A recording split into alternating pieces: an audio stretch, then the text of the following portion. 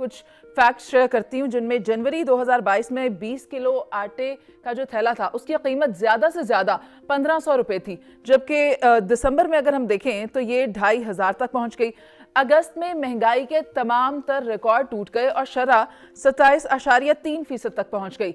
अगर आलू, प्याज, टमाटर और जो भी सब्जी फल की बात कर लें, कुव्वत खरीद से बाहर हो गई है। मैं सिर्फ प्याज की बात करूंगी जो कि इंतहाई बुनियादी है इस्तेमाल में, मतलब हर रोज़ अगर खाना पकता है घर में तो उसमें इट्स द मेन इंग्रेडिएंट, उसी की कीमत 300 रुपये तक पहुंच गई है।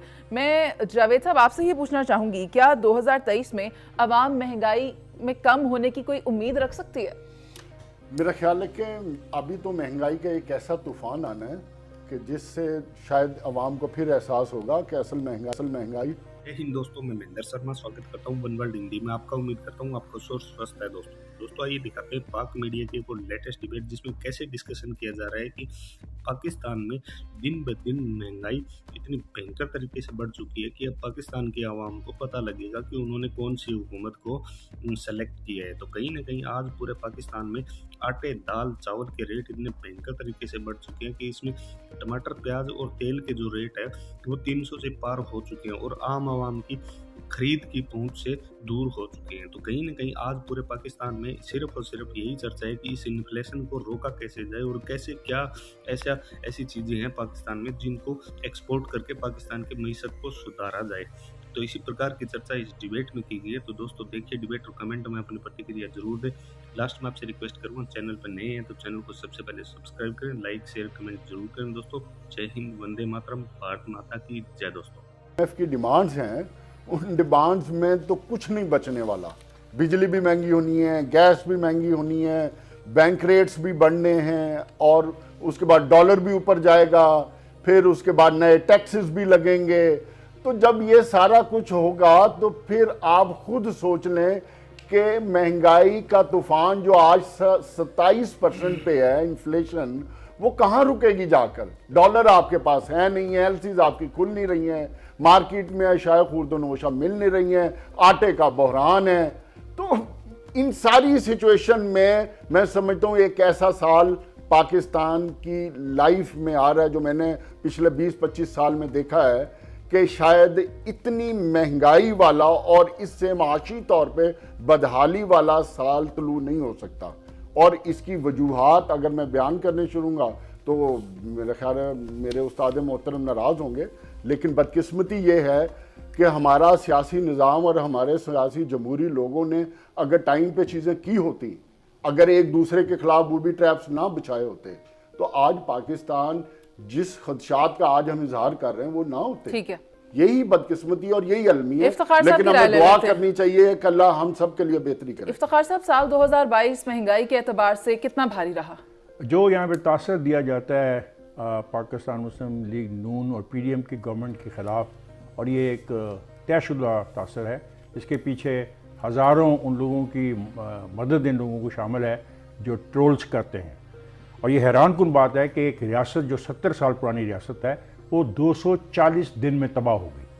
यानी अजीब इकॉनमी थी इस रियासत की कि 240 दिन में रियासत की इकॉनमी तबाह हो गई। वो लोग बुरे होंगे, वो जाहिल होंगे, वो चोर थे, उन्होंने अपने मुकदमा ख़त्म करने के लिए समझौते किए, लेकिन ऐसी इकॉनमी जो 240 दिन में बह गई, अफसोस की बात है, सच बोलना चाहिए हमें। IMF से मुआहदा किसने किया था?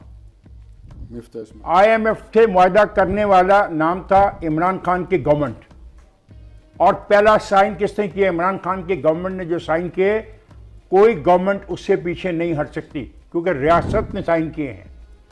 अगर आप एक रियासती साइन को नहीं मानते, दुनिया में कोई भी आप पर एतबार नहीं करेगा। जो 4 पैसे दे रहे हैं ना, ये भी नहीं देंगे।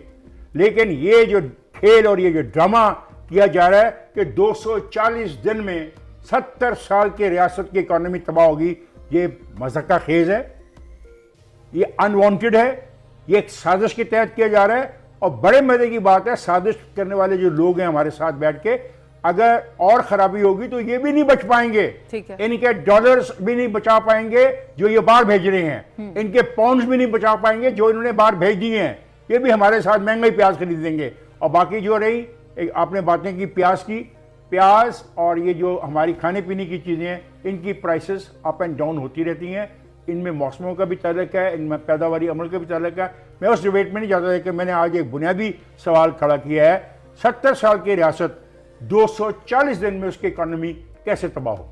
70 साल की रियासत अगर जावेद साहब, 240 हमारे दिनों में पास नहीं हो वक्त कम है। सकती तो इमरान खान के 3 साल में भी ठीक है पीजे सर, 35 साल आपसे की मैं ये सियासत पूछना दफन चाहूंगी, सर ये देख ले कर्जा कितना लिया था इमरान पीजे खान सर, साहब आप मुझे वही ये तो बता हो दें कि 8 माह में मौजूदा मौके पे। हुकूमत महंगाई में कमी तो ना ला सकी बल्कि इजाफा ही देखने में आया। क्या आने वाला साल बेहतर हो सकेगा?